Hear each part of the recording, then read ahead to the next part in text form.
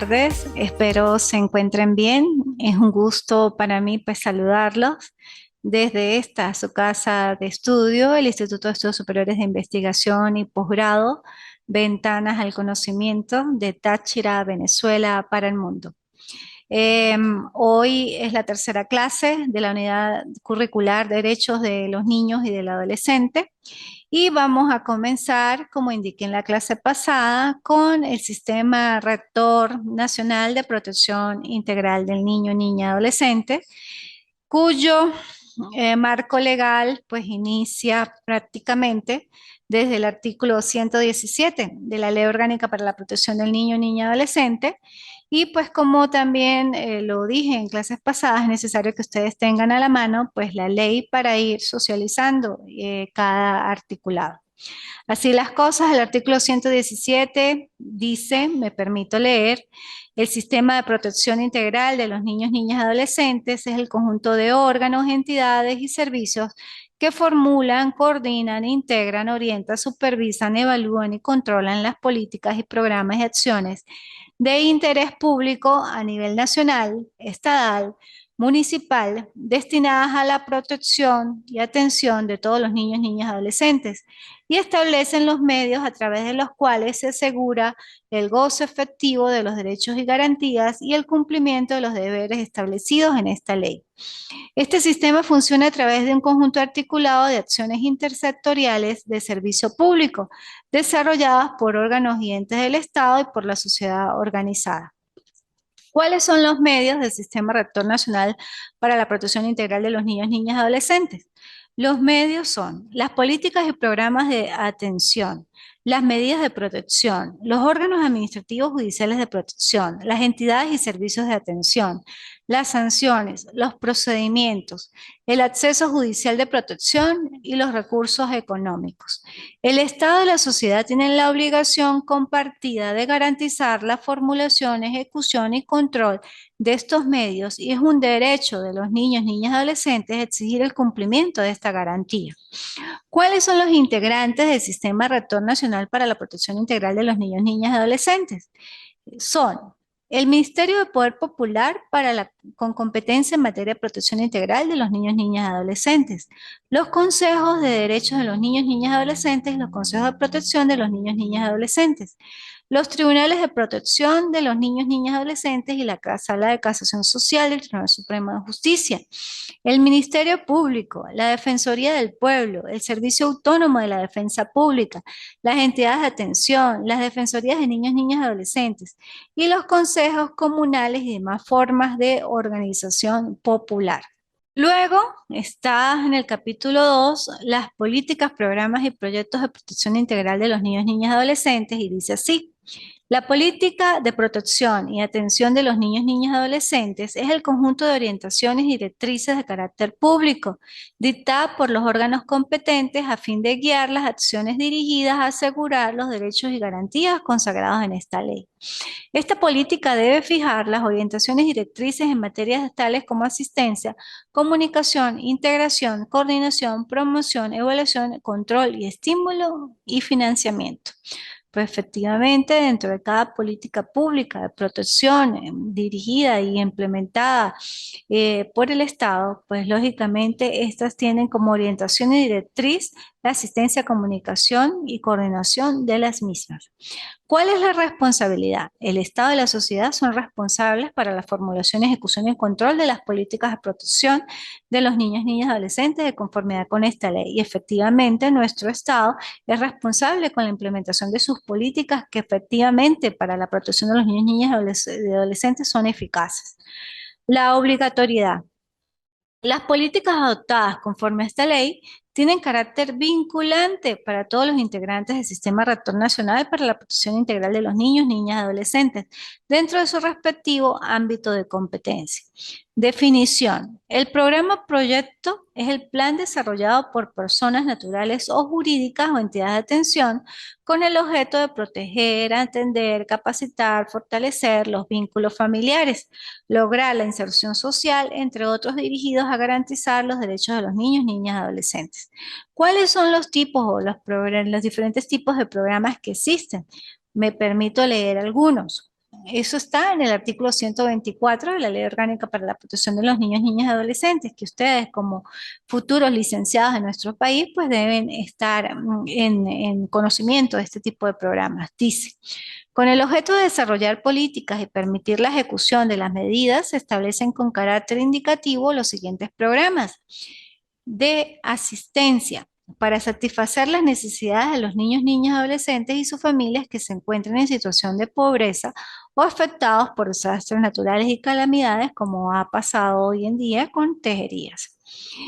Otra, de colocación familiar para organizar la colocación de niños, niñas y adolescentes en familias sustitutas mediante un proceso de selección, capacitación y apoyo a quienes dispongan de incorporarse en el programa de identificación para atender las necesidades de inscripción de los niños, niñas y adolescentes en el registro del Estado Civil y obtener sus documentos de identidad, porque muchas veces cuando nacen los niños, niñas, pues lógicamente sus padres como que se les olvida que tienen la obligación de registrarlos ante el registro civil, valga la redundancia, y se olvidan de esto y pasan los años y los niños no aparecen registrados.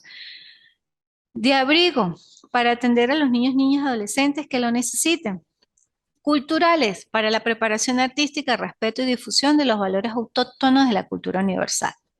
Eso son algunos, no son todos los que indica el artículo 124. Luego nos encontramos con las medidas de protección, que también ustedes como futuros licenciados en educación deben tener en cuenta cuáles son las medidas de protección y quiénes aplican estas medidas de protección. Dice así, las medidas de protección son aquellas que impone la autoridad competente cuando se producen en perjuicio de uno o varios niños, niñas, adolescentes individualmente considerados. La amenaza o violación de sus derechos o garantías con el objeto de preservarlos o restituirlos. La amenaza o violación a que se refiere este artículo puede provenir de la acción u omisión del Estado, la sociedad, los particulares, el padre, la madre, representantes o responsables de la propia conducta del niño, niña o del adolescente. ¿Cuáles son los tipos de medidas de protección? Una vez comprobada la amenaza o violación a que se refiere el artículo anterior, la autoridad competente puede aplicar las siguientes medidas de protección. A. Inclusión del niño, niña, adolescente y su familia en forma conjunta o separada, según el caso, en uno o varios de los programas a que se refiere el artículo 124 de esta ley. B. Orden de matrícula obligatorio o permanencia, según sea el caso, en escuelas, planteles o institutos de educación. C. Cuidado en el propio hogar del niño, niña, adolescente, orientando y apoyando a los padres, madres, representantes o responsables con el cumplimiento de sus obligaciones conjuntamente con el seguimiento temporal de la familia y del niño, niña, adolescente a través de un programa. D. Declaración del padre, madre, representante o responsable, según sea el caso, reconociendo la responsabilidad en relación al niño, niña o adolescente. E. Orden de tratamiento médico, psicológico o psiquiátrico ambulatorio o en un régimen de internación en centro de salud al niño, niño o al adolescente que así lo requiera o su padre, madre, representante o responsable, en forma individual o conjunta según sea el caso. F. Intimación al padre, madre, representante o responsable, funcionario y funcionarias de identificación, objeto de que procesen y regularicen con estipulación de un plazo para ello. La falta de presentación o inscripción ante el registro del Estado Civil o las ausencias o deficiencias que presenten los documentos de identidad de niños, niñas y adolescentes según el caso. Esto es muy parecido a lo que hablábamos anterior en cuanto al registro civil de los niños, niñas, de los niños y niñas y bueno, de los adolescentes cuando ya se hacen adolescentes y no han sido registrados desde el momento de su nacimiento. Separación de la persona que maltrata a un niño, niña, adolescente de su entorno.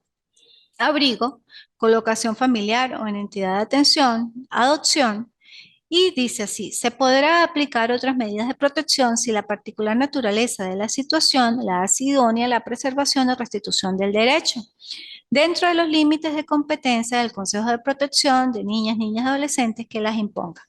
Abrigo. Eso es una de las medidas de protección, sin embargo, me permito leer, dice, el abrigo es una medida provisional y excepcional dictada en sede administrativa por el Consejo de Protección de Niños, Niñas y Adolescentes que se ejecuta en familia sustituta o entidad de atención, con forma de transición a otra medida administrativa de protección o una decisión judicial de colocación familiar o en entidad de atención o de adopción, siempre que no sea posible el reintegro del niño, niña o adolescente a la familia de origen. Si en el plazo máximo de 30 días no se hubiera podido resolver el caso por la vía administrativa, el Consejo de Protección de Niños, Niñas y Adolescentes debe dar aviso al juez o jueza competente objeto que determine lo conducente. ¿Qué es una familia de origen? La familia de origen está establecida en el artículo 345 y dice, se entiende por familia de origen la que está integrada por el padre y la madre, por uno de ellos y sus descendientes, ascendientes y colaterales hasta el cuarto grado de consanguinidad. ¿Cuáles son las unidades de filiación? Los hijos e hijas, independientemente de cuál fuera su filiación, tienen los mismos derechos y las mismas obligaciones en relación a su padre y a su madre.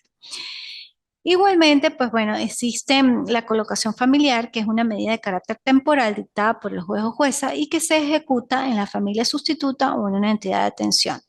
La aplicación de estas medidas de protección puede ser impuesta, aislada, conjuntamente, en forma simultánea o sucesiva. En la aplicación de las medidas se debe preferir las pedagógicas y en las que fomentan los vínculos con la familia de origen y con la comunidad a la cual pertenece el niño, niña, adolescente.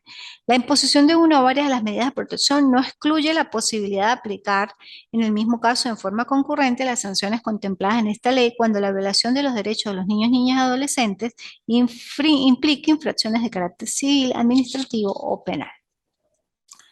Luego de allí, del capítulo cuarto, en adelante, sección primera, artículo 133, habla del órgano rector, del Consejo Nacional de los Derechos del Niño, de los principios de la participación ciudadana, del Consejo Nacional de los Derechos del Niño, de sus atribuciones, que tiene bastantes atribuciones el Consejo Nacional de Derechos del Niño, de la Junta Directiva, del presidente o presidenta, de la Oficina de Adopciones, el control tutelar, luego hay algunos artículos que están derogados, por eso los invito a que tengan en la mano la ley vigente, que es la del 8 de junio del 2015. Luego, la sección tercera, el artículo 147 en adelante, habla de los consejos municipales de derecho, cómo están constituidos, el presidente, junta directiva, las disposiciones comunes a los consejos de derechos del niño, que estos son integrantes del sistema de protección, Rector Nacional de Protección Integral de los Niños, Niñas y Adolescentes, y que es necesario que ustedes los conozcan, que lógicamente que no voy a leer, porque eso es parte de la formación autodidacta que ustedes deben poseer y que si no tienen, si tienen o si poseen alguna duda o inquietud, pues se pueden comunicar conmigo a través del aula virtual o vía telefónica para poder socializar este tipo de conocimientos, ¿no? Luego están los consejos de protección de niños, niñas y adolescentes, que sí, pues voy a leer lo que es la definición y los objetivos, que está en el artículo 158 y dice así: los consejos de protección de niños y adolescentes son los órganos administrativos que en cada municipio, por mandato de la sociedad, se encargan de asegurar la protección en caso de amenaza o violación de los derechos y garantías de unos o varios niños, niñas y adolescentes, individualmente considerados. Estos consejos son permanentes y tendrán autonomía en el ejercicio de las atribuciones previstas en la ley y demás normas del ordenamiento jurídico. Esos son los consejos administrativos, pues órganos netamente administrativos que coadyuvan con el sistema de administración de justicia y que son integrantes del sistema rector de protección integral del niño, niña y adolescente. El carácter de sus integrantes y autonomía de las decisiones la poseen y está indicado en el artículo 159, las atribuciones están en el 160 y me indica cómo son los integrantes que tienen suplentes, la decisión y la selección de los mismos, los requisitos para ser integrantes, las condiciones laborales, el funcionamiento, las incomputabilidades en todo caso de sus cargos, porque dice no pueden ser electos en el mismo Consejo de Protección las personas que para el momento de producirse la sesión sea marido o mujer o tenga entre sí parentesco por consanguinidad hasta cuarto grado o por afinidad hasta segundo. La pérdida de la condición de Consejo de Protección. Luego están los órganos judiciales, que allí me indica los órganos judiciales de protección, el Ministerio Público, la Defensoría del Pueblo y el Servicio Autónomo de la Defensa Pública. Me dice que el Ministerio Público, pues efectivamente debe contar con fiscales especializados, fiscales netamente, que son con competencia de protección de niños, niñas y adolescentes. Deben crearse fiscales de protección de niños, niñas y adolescentes exclusivamente el ejercicio de la protección que le confiere pues la ley. La Defensoría del Pueblo debe contar con defensores y defensoras especiales también para la protección de niños, niñas y adolescentes en las Defensorías del Pueblo delegados en cada estado y municipio del territorio nacional y del Distrito Capital. Tienen un servicio autónomo de la defensa pública, también debe contar con defensores y defensoras especiales para la protección de niños y adolescentes en cada localidad donde se constituye un tribunal de protección de niños, niñas y adolescentes. Me especifica las atribuciones del Ministerio Público, me especifica las atribuciones de la defensa pública, las facultades y demás. Luego, en la sección segunda, a partir del artículo 173, me habla de los órganos jurisdiccionales y empezamos con lo que es jurisdicción en el artículo que ya indiqué, y dice así: corresponde a los tribunales de protección de niños, niñas y adolescentes y a la Sala de Casación Social del Tribunal Supremo de Justicia el ejercicio de la jurisdicción para la resolución de los asuntos sometidos a su decisión, conforme con lo establecido en este título, las leyes de organización judicial y la reglamentación interna. Por eso, pues la jurisdicción la posee tanto los tribunales de protección de los niños, niñas y adolescentes como la Sala de Casación Social. Luego habla de la forma de creación, de la competencia de los tribunales de protección, a partir del artículo 177, que los invito a leer, los equipos multidisciplinarios que debe tener cada tribunal de protección, debe contar efectivamente con un equipo multidisciplinario, dice que se organizará como servicio auxiliar de carácter independiente e imparcial para brindar el ejercicio de la función jurisdiccional de protección, la consideración integral de factores biológicos, psicológicos, sociales y legales necesarias para cada caso, de forma colegiada e interdisciplinaria. Este equipo estará integrado por profesionales de la medicina, psiquiatría, de la psicología, de trabajo social, del derecho y en las zonas en que sea necesario de expertos interculturales indígenas en idiomas indígenas. Bilingües, perdón. Estos equipos multidisciplinarios estarán integrados por funcionarios y funcionarias judiciales de carrera. Este personal solo podrá prestar servicios exclusivamente en los tribunales de protección de los niños, niñas y adolescentes. Me indica las atribuciones de los equipos multidisciplinarios en el artículo 179A y el ambiente físico adecuado con que debe contar esos equipos multidisciplinarios y la dotación inclusive para los tribunales de protección. Luego en el artículo 181 me habla de las entidades de atención. Estas entidades de atención pues son instituciones que están prestas para efectivamente garantizar los derechos de los niños, niñas y adolescentes y más aún los que están en vulneración o en situaciones de riesgo. Dice que son instituciones de interés público que ejecutan proyectos y medidas y sanciones. Estas pueden ser constituidas a través de cualquier forma de organización o asociación pública, privada o mixta que permita la ley. Las entidades de atención creadas por órganos del sector público son públicas a los efectos de esta ley. Las entidades de atención del Sistema Rector Nacional de Protección Integral de los Niños, Niñas y Adolescentes solo ejecutan las medidas de abrigo y colocación, las cuales son dictadas por la autoridad administrativa o judicial, según sea el caso. Las entidades de atención del Sistema de Responsabilidad Penal de Adolescentes solo ejecutan la sanción socioeducativa de semilibertad y privación de libertad dictada por la autoridad competente. Luego me habla de que por qué son responsables o cómo son responsables de estas entidades de atención y lógicamente del mantenimiento y de hacer cumplir los programas y políticas públicas del Estado. Habla de sus principios, de las funciones que deben tener las entidades de atención, de los requisitos inclusive para la creación de las entidades de atención, de las modificaciones en cuanto a su registro, de la designación en todo caso de recursos. Habla de la inspección y medidas que también pues debe hacerse en estas entidades de atención. Luego el capítulo octavo me habla de las defensorías del niño, niña y adolescente, que es muy importante que ustedes como educadores pues las puedan comprender y dice, la Defensoría de los Niños, Niñas y Adolescentes es un servicio de interés público que en cada municipio debe ser organizado por la alcaldía y de acuerdo con su población debe contar con más de una defensoría. Asimismo, las defensorías de niños, niñas y adolescentes pueden ser organizadas por la sociedad, a saber, consejos comunales, comité de protección, asociaciones, fundaciones, organizaciones sociales o cualquier otra forma de participación ciudadana. El Estado debe adoptar las medidas necesarias para fortalecer las defensorías de niños, niñas y adolescentes creadas por la sociedad. Las defensorías de niños, niñas y adolescentes tienen como objeto promover y defender los derechos y garantías de los niños, niñas y adolescentes. Cada defensoría tendrá un responsable a los efectos de esta ley. Me indica algunos tipos de servicios y solo voy a señalar algunos, no todos, porque son varios. Dice, entre ellos orientación y apoyo disciplinario, orientación en los casos que meriten la atención de otros programas y servicios, estímulo y fortalecimiento de los lazos familiares, fomento y asesoría técnica, promoción de reconocimiento voluntario de afiliaciones, asistencia a niños y adolescentes en los trámites necesarios para la inscripción al registro civil, eso es muy importante, entre otros. Esas son las atribuciones de la Defensoría, en todo caso de los niños, niñas y adolescentes, que muchas veces pues están dentro de inclusive de los planteles educativos, y que estas defensorías, si bien es cierto, coadyuvan en la defensa y derechos de los niños, también deben, en el caso de infracciones cometidas por niños, niñas y adolescentes dentro de sedes educativas, pues también fomentar la responsabilidad de las mismas, ¿ok? Los principios. La prestación de servicios indicados en el artículo anterior debe tomar en cuenta el interés superior de los niños, niñas y adolescentes y la efectiva ejecución de los derechos consagrados en esta ley. Y para ello se basará en los siguientes principios: gratuidad, confidencialidad, carácter orientador y no impositivo. Lógicamente, todas las actuaciones donde convergen intereses de los niños, niñas y adolescentes tienen que ser gratuitas. Confidencialidad por el principio inclusive de reserva de las actuaciones y de los datos. Los niños, niñas y adolescentes no pueden serle divulgados sus datos por ningún medio.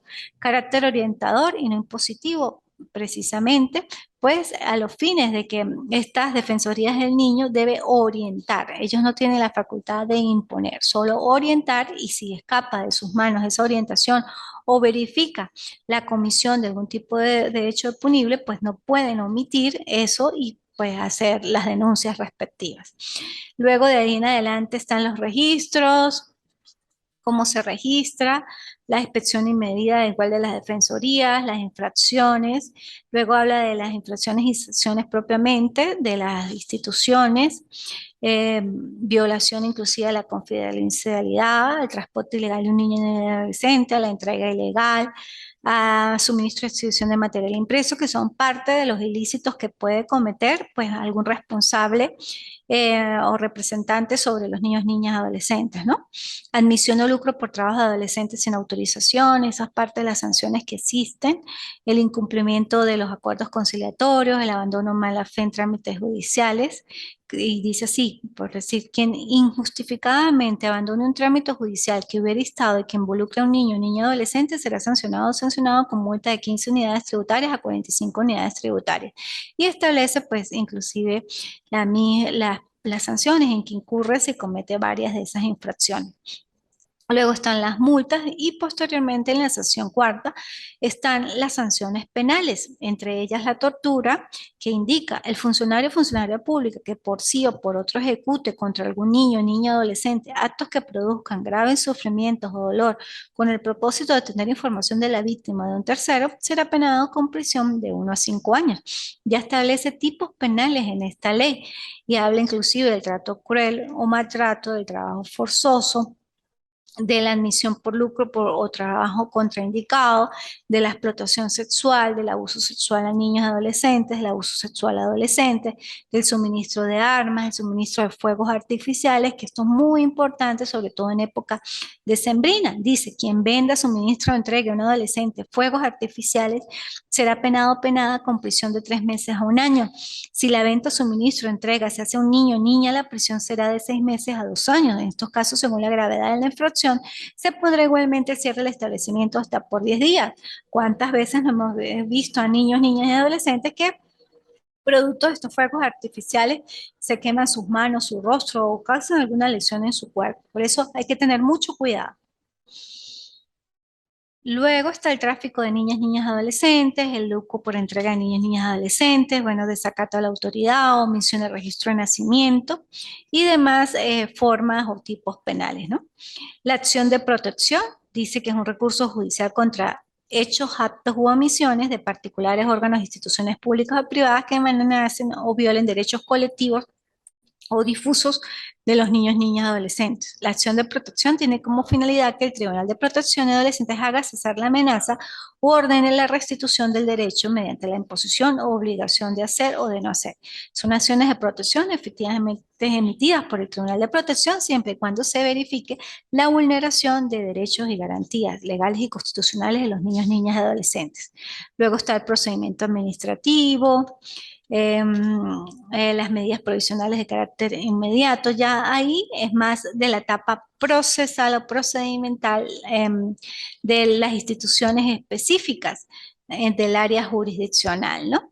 Ya hablé del abrigo, de lo que era la familia de origen, del artículo 345. Luego está las formas de privación de patria potestad, lo que es la patria potestad, y una de las formas de privación de patria potestad, también para que ustedes, futuros licenciados, lo sepan, es los que maltraten física, mental o moralmente. Por decir, el padre, la madre o el responsable, o sea, pero efectivamente el padre o la madre o ambos pueden ser privados de la patria potestad respecto de sus hijos cuando maltraten físico, mental o moralmente, los expongan a cualquier situación de riesgo o amenaza a los derechos fundamentales del hijo o de la hija, incumplan los deberes inherentes a la patria potestad, traten de corromperlos o prostituirlos o fueren conniventes en su corrupción o prostitución, abusen de ellos o ellas sexualmente o los expongan a la explotación sexual, sean dependientes de sustancias alcohólicas, estupefacientes o psicotrópicas u otras formas graves de farmacodependencia que pudieran comprometer la salud, la seguridad o la moralidad de los hijos o hijas, aun cuando estos hechos no acarreen sanción penal para su autor o autora,